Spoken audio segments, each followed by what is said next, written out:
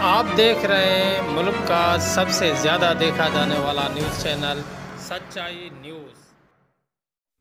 चांडका medical अस्पताल लाड़काने जे emergency ward orthopaedic 2 में ही patient मौजूद है बेड नंबर 1 ते, जैके 2 कलाक थी विया आहिनि। ब्लीडिंग थी रही है, मगर इन वक्त ताईं हिनखे फर्स्ट एड भी न ॾिनी वई आहे। अफ़सोस जी ॻाल्हि आहे, को डॉक्टर ना आहे, को अमलो ना आहे, को डिस्पेंसर ना आहे।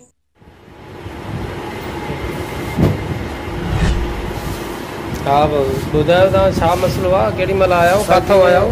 असां आया आहियूं बिरालायर को बलोचिस्तान को। असांखे कलाक ॾेढ थी वियो आहे, अञा बि हो सकता है मथे थिए थो। एक्सरे जे लाइ हिते हिननि वटि लाइफ में एक्सरो ॿाहिरों कराया आहियूं, पर जंहिं वक़्त को आया आहियूं कोई डॉक्टर चेक न कयो, कोई ड्रिप आहे, कोई इंजेक्शन आहे या कोई पट्टी आहे। ब्लीडिंग भी थिए थो, उन लाइ कोई तरक़ी कराई। ये पट्टी किथां कराई अथव? बलोचिस्तान में। ये पट्टी भी बलोचिस्तान में कराया? जी हाँ, हिते पट्टी भी न कई अथव?